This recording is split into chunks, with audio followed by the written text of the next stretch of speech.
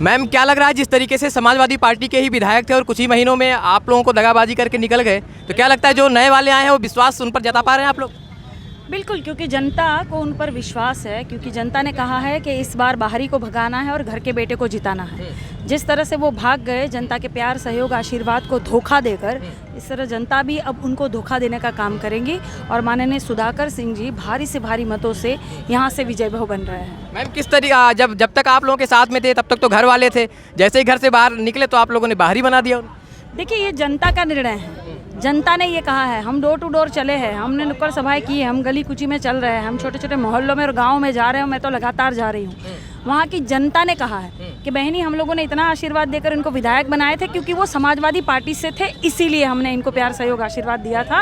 विधायक बनने के बाद इनको 5 साल हमारा काम करना चाहिए, 5 साल जनता की समस्या का समाधान करना चाहिए, सेवा करना चाहिए। लेकिन ये अपने मंत्री पद के लिए या अपने सुख सुविधा के लिए हम सबके प्यार, आशीर्वाद, वोटों को लात मार कर चले गए हैं। अब हम इनको जो है अच्छे से घसीटने का काम करेंगे, इनको बाहरी रास्ता दिखाने का काम करेंगे। वैसे भी ये बाहरी थे लेकिन समाजवादी पार्टी से थे, इसलिए हमने इनको मान, सहयोग, आशीर्वाद दिया था।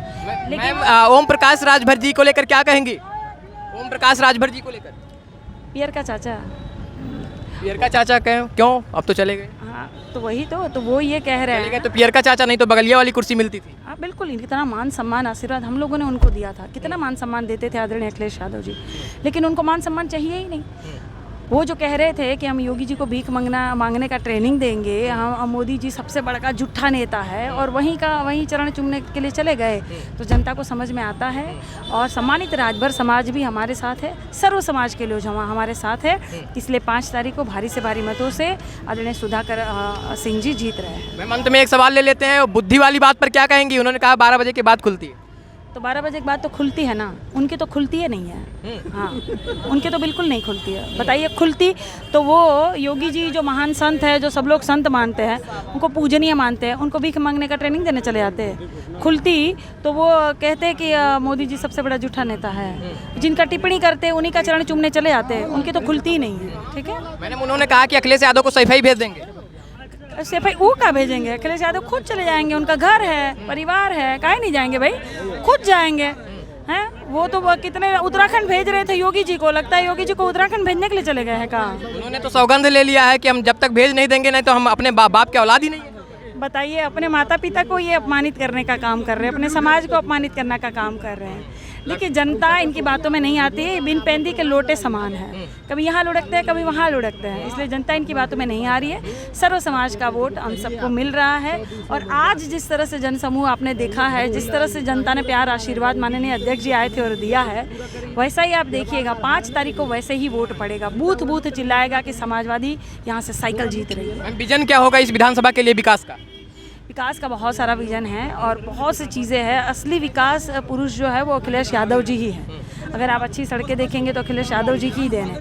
इनकी सड़कों में तो कोई गुणवत्ता ही नहीं होती है और इनके हर एक वादे, इनकी करनी और कथनी में इतना ज़मीन आसमान का फ़र्क है। जैसे महंगाई इन्होंने बढ़ा दी, बेरोज़गारी बढ़ा दी, भुखमरी बढ़ा दी, गरीबी बढ़ा दी है। जनता अभी इस बार मुद्दों पर चुनाव लड़ रही है। जनता और महिलाएं खासकर जो उनको महंगाई बुझा रही है, मुद्दों पर चुनाव लड़ रही है। और इस बार आप देखिएगा भारी से भारी मतों से समाजवादी पार्टी जीत रही है। 2024 में पीएम कौन? जनता निर्णय करेगी। मैम गठबंधन तो हो गया, जनता निर्णय करे। चेहरा क्या होगा? जनता को निर्णय करने दीजिए। चेहरा तो कुछ पता होगा।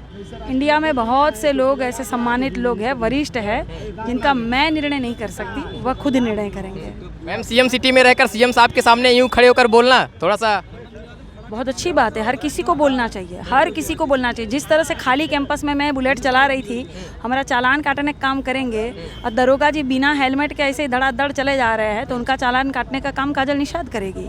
और हर किसी को देखिए, वो पुलिस वाले हो या शासन हो, प्रशासन हो, नेता हो, सबको यातायात के उल्लंघन का नियम नहीं करना चाहिए। हम तो अपने कैंपस में चला रहे थे, नियम का उल्लंघन नहीं कर रहे थे। ये तो ऐसे सड़कों पर दनादन चलाते हैं, ठीक ना। तो सबको पालन करना चाहिए, सीएम सिटी हो या पीएम सिटी हो।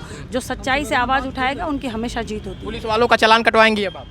बिल्कुल कटवाएंगे, काहे नहीं कटवाएंगे। इस बार सरकार का भी चालान कट जाएगा? बिल्कुल, सरकार का चालान कटना ही चाहिए। 2024 में जनता काटेगी सरकार का चालान। ठीक है।